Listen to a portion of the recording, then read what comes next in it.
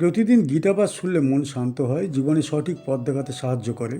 দুঃখ, ভয়, রাগ দূর হয়, আত্মবিশ্বাস বৃদ্ধি পায়।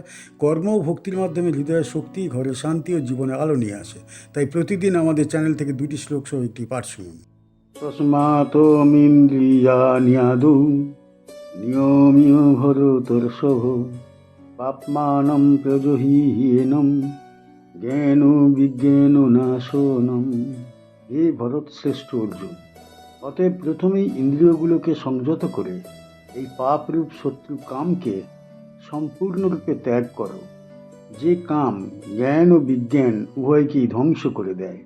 তস্মাৎ মানে অতএব বা এই কারণে, তম মানে তুমি, ইন্দ্রিয়াণি মানে ইন্দ্রিয় সমূহ, আদৌ মানে সর্বপ্রথমে, নিয়ম্য মানে সংযত করে বা নিয়ন্ত্রণে এনে, ভরতর্ষভ অর্থাৎ ভরত বংশের শ্রেষ্ঠ অর্জুন, পাপ মানম অর্থাৎ পাপস্বরূপ, রজহি মানে সম্পূর্ণরূপে ত্যাগ করো বা বর্জন করো, হি অর্থাৎ নিশ্চয়ই, এনম মানে একে, জ্ঞান ও বিজ্ঞান ও নাশনম অর্থাৎ জ্ঞান ও প্রত্যক্ষ উপলব্ধি উভয় ধ্বংসকারী। আগের শ্লোকে কামকে মহাশত্রু বলে চিহ্নিত করার পর এই শ্লোকে ভগবান প্রায়োগিক নির্দেশ দিচ্ছেন। শুধু শত্রুকে চিনলেই হবে না, তাকে ধ্বংস করার পথ জানতে হবে। ভগবান বলেন, প্রথম কাজ ইন্দ্রিয় নিয়ন্ত্রণ, কারণ কাম সরাসরি আত্মায় আঘাত করে না, সে ঢুকে পড়ে ইন্দ্রিয়ের দরজা দিয়ে।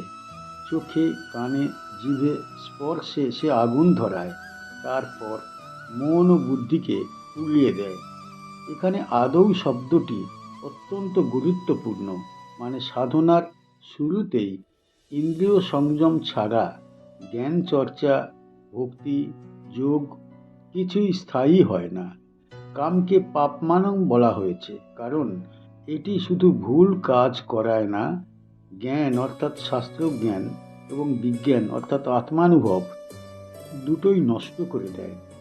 মানুষ তখন জানে না কি ঠিক, বোঝে না ও কেন ভুল করছে। ভগবান সরাসরি বলেন, প্রজহি মানে অর্ধেক নয়, সাময়িক নয়, পুরোপুরি ছেঁটে ফেলো, কারণ কাম থাকলে সত্য জ্ঞান জন্মায় না, আর জন্মালেও টেকে না। এই শ্লোক আমাদের বলে দেয়, আত্ম উন্নতির লড়াই বাইরে নয়, ভিতরের ইন্দ্রিয় রাজ্যে। কুরুক্ষেত্রে অর্জুন যুদ্ধ করতে অক্ষম হয়ে পড়েছেন, তার যুক্তি, জ্ঞান, নীতি সব ঢেকে গেছে আবেগে। ভগবান একে একে মনের শত্রু চিহ্নিত করছেন। আগের শ্লোকগুলিতে শত্রুর নাম, তার অবস্থান আর 159 নম্বরে আক্রমণের কৌশল। অর্জুনকে নয়, আসলে প্রতিটি মানুষের জন্যে এই নির্দেশ, কারণ সংসার যুদ্ধেও আমাদের পরাজয় শুরু হয় ইন্দ্রিয়ের অসংযম থেকে।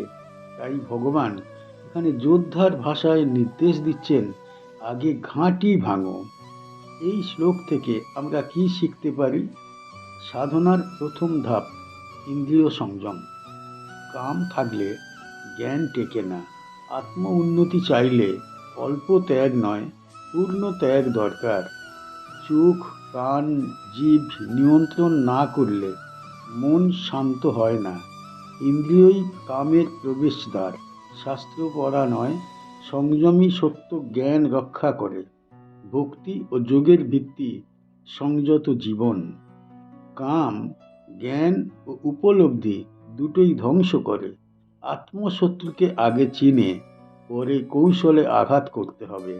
ভগবানের নির্দেশ মানলেই জীবন যুদ্ধ জেতা সম্ভব।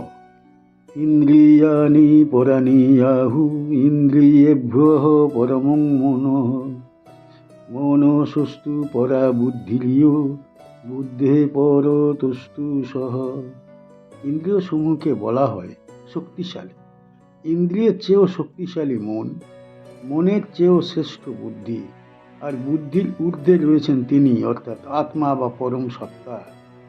ইন্দ্রিয়াণি অর্থাৎ ইন্দ্রিয় সমূহ, পরাণী মানে শ্রেষ্ঠ বা শক্তিশালী, আহু মানে বলা হয়, ইন্দ্রিয়েভ্য মানে ইন্দ্রিয়গুলির তুলনায়, পরম মানে শ্রেষ্ঠ, মন মানে মন, মনস তু কিন্তু মনের তুলনায়, পরা মানে অধিকতর শ্রেষ্ঠ, বুদ্ধি মানে বুদ্ধি বা বিবেচনা শক্তি, য মানে যিনি, বুদ্ধে পরত তু মানে বুদ্ধিরও ঊর্ধ্বে, স মানে তিনি বা আত্মা।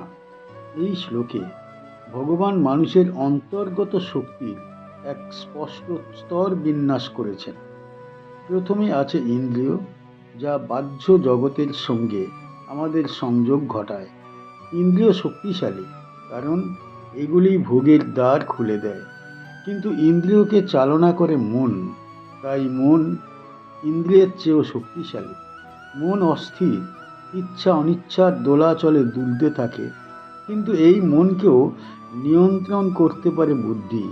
যে বুদ্ধি বিচার করে, ঠিক ভুল আলাদা করে, ধর্ম অধর্ম চিনতে শেখায়, তাই বুদ্ধি মনের চেয়েও উচ্চ স্তরের শক্তি। কিন্তু ভগবান এখানেই থামেন না। তিনি বলেন, বুদ্ধির উপরেও রয়েছে আত্মা। আত্মা সাক্ষী স্বরূপ, অচঞ্চল, অবিনশ্বর। ইন্দ্রিয়, মন ও বুদ্ধি সবই প্রকৃতির অংশ, কিন্তু আত্মা প্রকৃতির অতীত। কাম, ক্রোধ, ইন্দ্রিয় মনের মাধ্যমে আক্রমণ করে, বুদ্ধিকে আচ্ছন্ন করে, কিন্তু আত্মাকে ছুঁতে পারে না। এই শ্লোক আসলে এক গভীর কৌশল শেখায়। শত্রুকে হারাতে হলে উপরের স্তর থেকে নিয়ন্ত্রণ করতে হবে।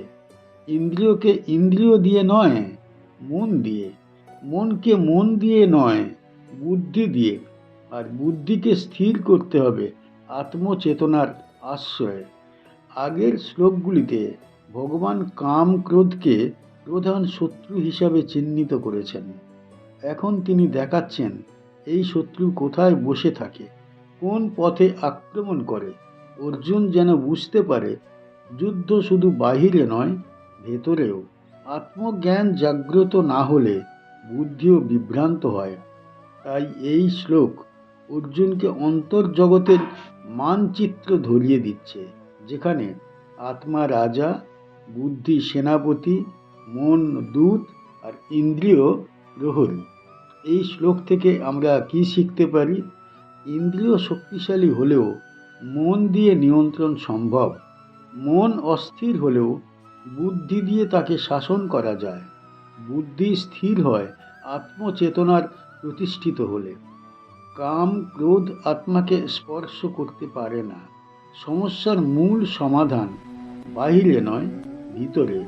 আত্মজ্ঞানই চূড়ান্ত আশ্রয় ও শক্তির উৎস। নিয়মিত ধ্যান ও সাধ্যায় বুদ্ধিকে শুদ্ধ করে। আত্মাকে স্মরণ করলে ইন্দ্রিয় মন দুর্বল হয়। প্রকৃত বিজয় মানে নিজের উপর বিজয়। যোগ সাধনার মূল চাবিকাঠি এই স্তর বিন্যাস বোঝা। আমাদের চ্যানেলের গীতা পাঠ কেমন হয়েছে, ব্যাখ্যা কেমন হয়েছে, আপনার কেমন লেগেছে কমেন্ট বক্সে অবশ্যই জানাবেন, এবং প্রতিনিয়ত গীতা পাঠ শোনার জন্য চ্যানেলটা অবশ্যই সাবস্ক্রাইব করে রাখুন। দেখা হচ্ছে পরের ভিডিওতে।